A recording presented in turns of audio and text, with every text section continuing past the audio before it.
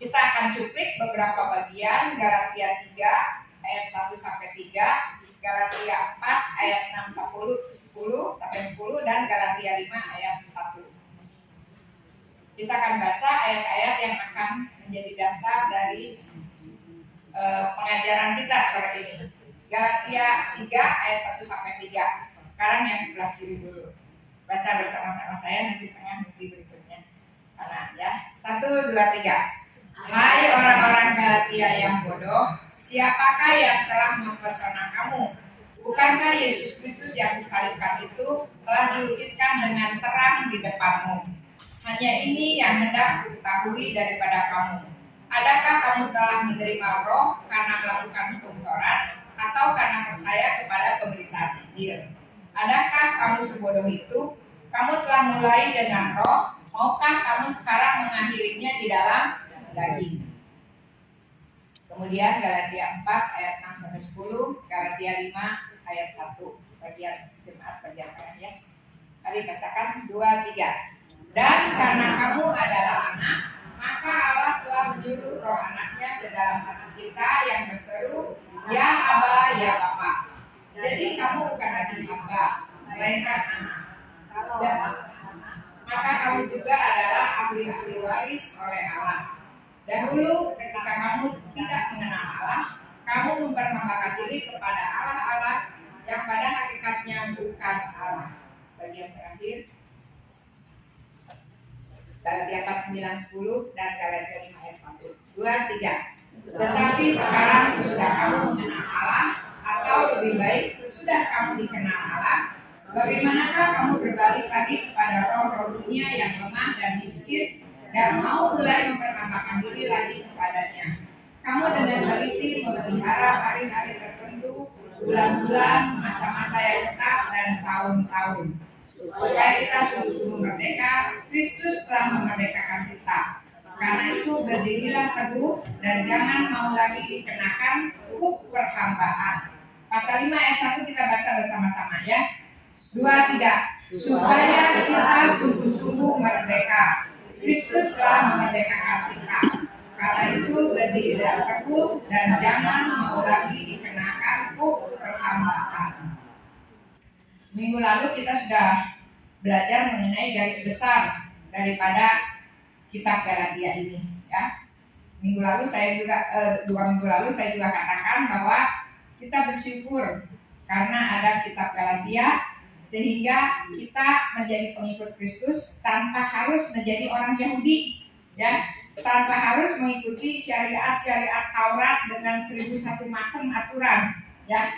Nah, jadi 2 minggu lalu kita sudah belajar di Galatia 4 ini mengenai keaslian Injil ya, pasal 1 sampai dengan pasal 2. Nah, sekarang kita maju ke PA bagian kedua dari kitab Galatia, yaitu keunggulan Injil pasal 3 sampai dengan pasal 4 dan kemudian kebebasan Injil atau kemerdekaan umat ya, pasal 5 sampai dengan pasal 6 ayat 18. Itu garis besar kitab Galatia ya. Nah, sekarang kita masuk ke keunggulan Injil.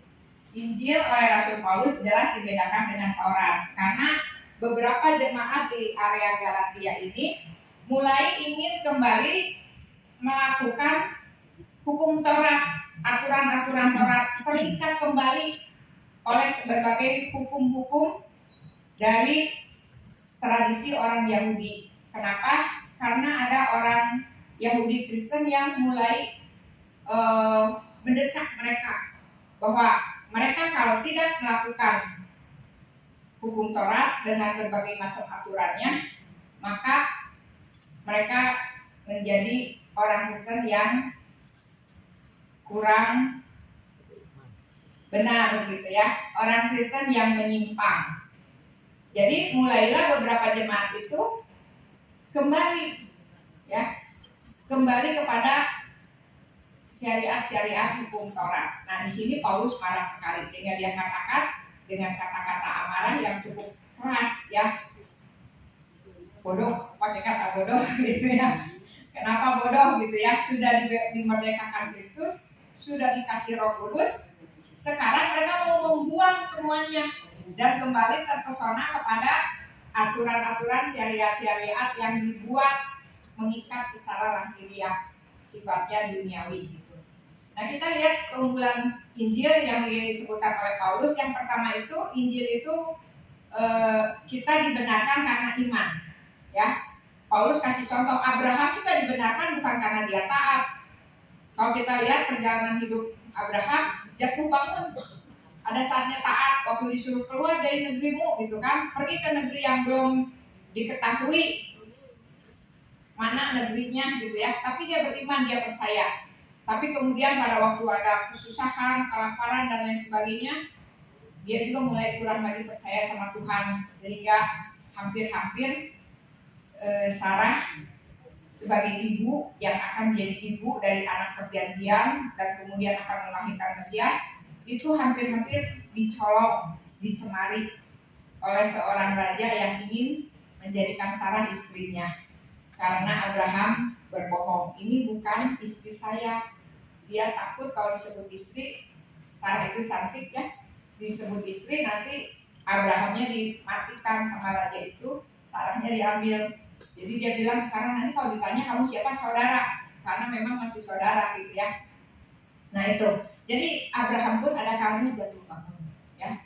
Kenapa Abraham dibenarkan dan menjadi bapak? Dia disebut bukan bapak orang yang taat, bapak orang yang benar gitu ya, tapi